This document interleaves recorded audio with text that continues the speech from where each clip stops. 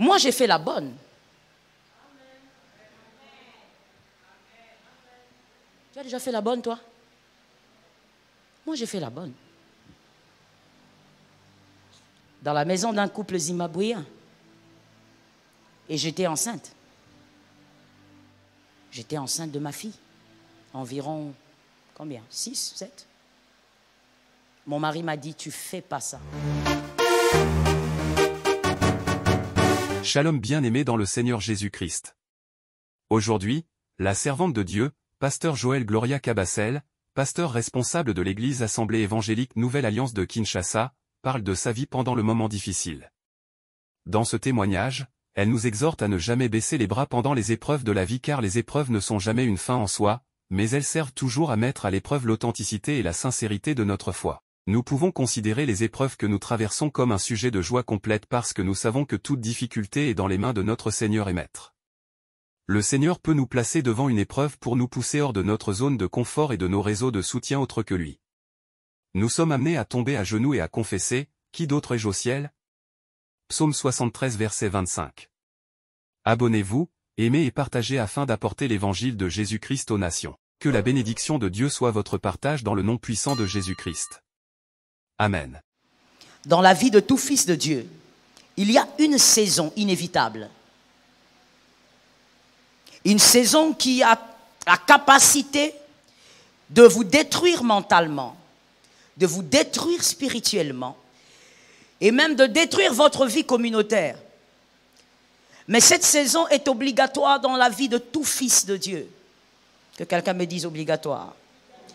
Cette période a été appelée par Job les moments des obscurités. À une certaine époque, à l'église, quand je suis revenu avec mon mari, ici, à Kinshasa, au Congo, j'allais à l'église avec une seule robe, pendant 2 mois.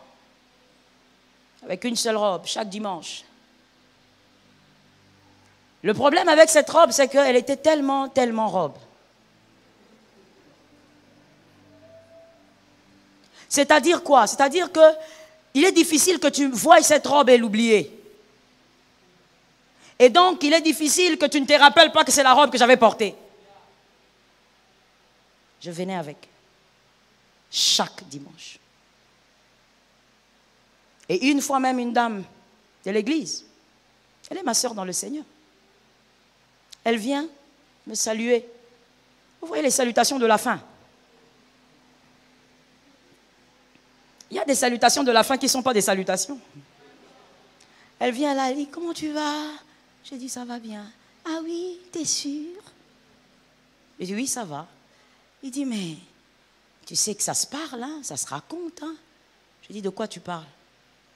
Mais attends, tu es quand même la belle-fille du DG. Comment est-ce que toi, tu viens avec une seule robe à l'église? Qu'est-ce qui se passe? Je lui ai dit ceci en regardant la dame dans les yeux. J'ai dit, tu as dit que j'étais qui? Il dit, tu es la belle-fille du DG. J'ai dit, oui, tu as bien parlé.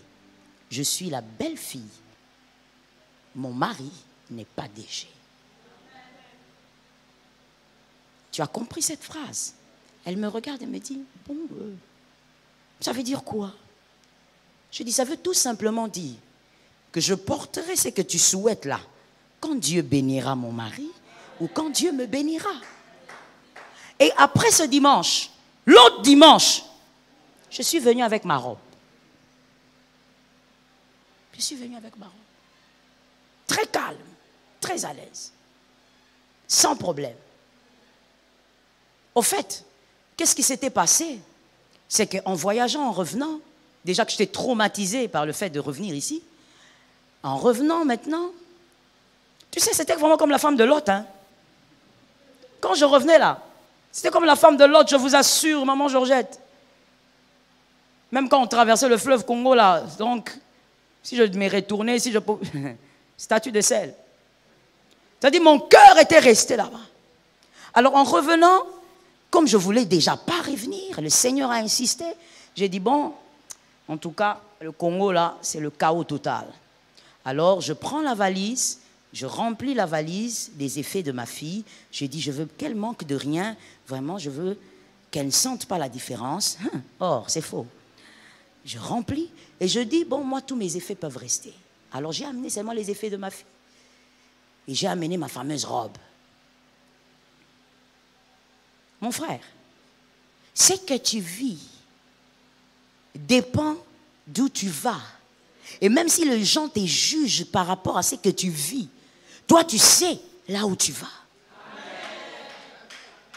Ce qui détruit les gens pendant l'épreuve, c'est que les gens disent, frère, ma soeur, ni chaud ni froid, ni chaud. Je suis revenu à l'église avec la même robe. Et j'ai loué le Seigneur. J'ai adoré le Seigneur. Et je bénis le Seigneur. Le jour où j'ai parlé de ça, c'est le jour où j'ai témoigné. Je parlais de ça comme ça à mes fils. C'est ce jour-là même où mon mari aussi a entendu que la chose était passée. Il m'a dit, mais pourquoi tu ne m'avais pas dit? J'ai dit, je vais te dire comment. Pourquoi? Ça change quoi? L'épreuve. Est-ce que quelqu'un m'entend? Mais aujourd'hui, je peux me tenir devant toi et te le dire. Toi, les dimanches, peut-être que tu changes quand même des vêtements, mais moi, il m'est arrivé de ne pas changer. Il y a certaines choses que j'ai évité de dire pendant des années pour ne pas choquer mon père, mais je me dis, il est pasteur, il va comprendre. Moi, j'ai fait la bonne.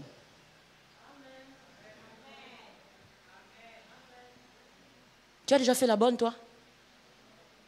Moi, j'ai fait la bonne. Dans la maison d'un couple zimbabwéen. Et j'étais enceinte. Je ne dis pas la nounou. Je torchonnais, je balayais, je préparais. J'étais enceinte de ma fille. Environ, combien? 6, 7. Mon mari m'a dit, tu ne fais pas ça. Je lui ai dit, je veux le faire. Parce que maintenant, là, il faut que je le fasse. Mon mari était étudiant. Il m'a dit, jamais. Est-ce que tu imagines si ta famille apprend? J'ai dit, je veux le faire. Le jour où il m'accompagnait à contre-cœur, pour ça, on monte dans le métro. Lui, il est derrière, fâché, moi devant. Lui derrière, fâché, moi devant, triste. Jusqu'à ce qu'on est arrivé, on entre. C'est un jeune étudiant qui était étudiant à l'époque, qui nous avait mis en contact avec le couple. On arrive, ils nous reçoivent très bien, jovialement. On se met, on parle, on discute. Et quand on discutait maintenant sur le salaire, mon mari ne parlait même pas. Il avait une tête que je n'ai plus revue jusqu'aujourd'hui. Il ne parlait pas. Et moi, je discutais, je dis oui, moi, je veux être payé autant parce que si on tient compte du métro et tout ça, voilà, les dépenses que je veux faire. Et puis, je dis ok. On s'est mis d'accord. Et finalement, ils étaient tellement gentils, le couple, ils ont senti que mon mari était vraiment presque détruit en lui-même. Et en sortant de là, je lui ai dit, « Hey, tout va bien. C'est une période de la vie. C'est une saison de la vie. Mais ça ne résume pas tout d'une vie. » Est-ce que quelqu'un m'entend? On est sorti de là. Et quand j'ai commencé le travail. J'y allais le matin avec mon ventre comme ça qui pointait. Tu sais, Primipare, comment elle est? Primipare. Il y a des gens qui ne connaissent pas ça que c'est. En plus, c'est célibataire. Ils ne comprennent même pas le mot primipare. Le premier bébé. Pointu là. Je pars. Je travaille. Des fois, la dame, elle venait, elle me dit, non, don't do that. Ne fais pas ça. Je dis, non, c'est pas grave. Si j'ai mal, je vais arrêter. Je torchonne, je fais la vaisselle. Il avait des enfants, je m'occupe des enfants. Est-ce que ma mémoire est bonne? Si je ne me trompe pas, peut-être 2. Je ne me souviens plus, 2, je crois. En tout cas, pas moins. Je lave les enfants, je les habille et tout. On doit sortir, on sort ensemble. Je reste avec les enfants. Elle va au supermarché, moi je reste avec les enfants en voiture. Et on rentre à la maison. La personne qui faisait tout ça, c'était celle qui avait grandi chez elle et qui n'avait jamais repassé même un cinglé. J'avais des gens qui faisaient tout pour moi. Ce n'était pas moi, c'était mon père. Ça, c'est la gloire de mon père. Par la grâce de Dieu, j'ai eu un père très responsable. Je crois que c'est de lui que je reçois cette capacité d'assumer et d'être responsable dans la vie. Parce que c'est un homme, je le dis, je n'attends pas sa mort pour le dire, il a été très responsable. Et donc, jamais il n'a permis que nous puissions même repasser un cinglé. Il y avait des gens qui faisaient tout ça. Toi, tu viens, tu habilles, tu manges, tu pars, tu montes, tu descends. Mais un jour dans ma vie, j'étais obligé de le faire. Et quand je revenais à la maison, mon frère, Premier jour, j'ai pleuré. Deuxième, je pleurais. Un jour, le Seigneur m'a dit, tu pleures quoi? Tu arrêtes de pleurer. Ce que tu es en train de faire a déjà été prévu. Et la suite a aussi été prévue. Oh, j'ai reçu cette phrase-là. Et j'ai commencé à travailler dans la paix. Mon frère, je continue à te raconter cette histoire, écoute-moi bien. Je continue à travailler, tout allait bien. Et mon mari, de temps en temps, il était un peu consolé, surtout quand je venais, je lui racontais comment on était bien là-bas et tout ça. Ça consolait un peu, mais son cœur était toujours blessé. Et à un moment donné, la dame qui me dit, ah, tu sais, maintenant là, tu as pratiquement 8 mois et demi. Il ne faut pas que tu continues comme ça. Parce que j'ai travaillé jusqu'à ce moment-là, 8 mois comme ça. Elle dit, tu ne dois plus continuer. Ça devient trop lourd. Et puis, il y a des choses que tu ne peux plus faire. J'ai dit, bon, d'accord. Et puis, je lui ai dit, non, je veux arrêter ça, mais je veux peut-être venir rester avec les enfants. Il dit, oui, on fait comme ça alors. Tu t'occupes des enfants, parce que là, sinon, c'est pas bien. La grossesse est vraiment très évoluée, très avancée. Alors, je venais, je restais avec les enfants, et des fois, quand elles devaient sortir, je m'occupais d'eux, je les lavais, je les habillais, les nourrissais. Et à un moment donné, je ne pouvais même plus y aller, parce que j'allais arriver vraiment à terme. Et je suis allée à l'hôpital pour accoucher de ma fille.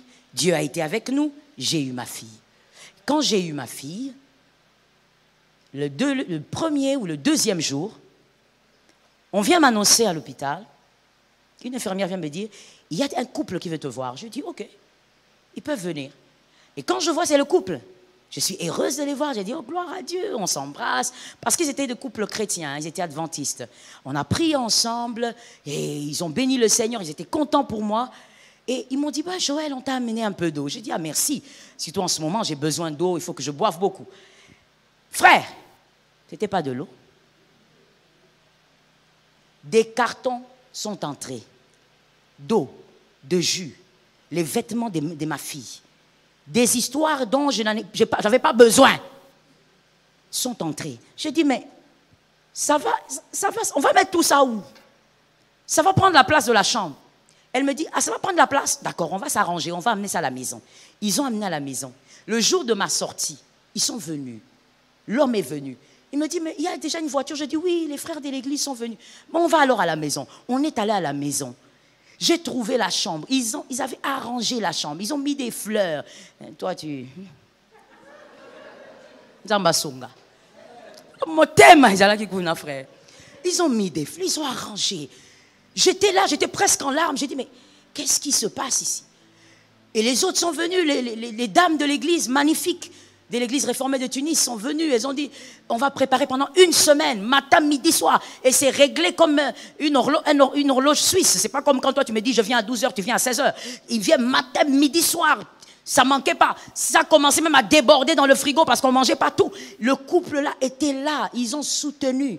Nous sommes revenus au Congo. Ce couple a continué à envoyer des vêtements à Gabriel jusqu'à ses 4-5 ans. Il est le Dieu qui permet l'épreuve et il refuse que tu sortes de là blessé. J'en parle parce je n'en ai pas honte. Pourquoi? Parce que je ne suis pas blessé.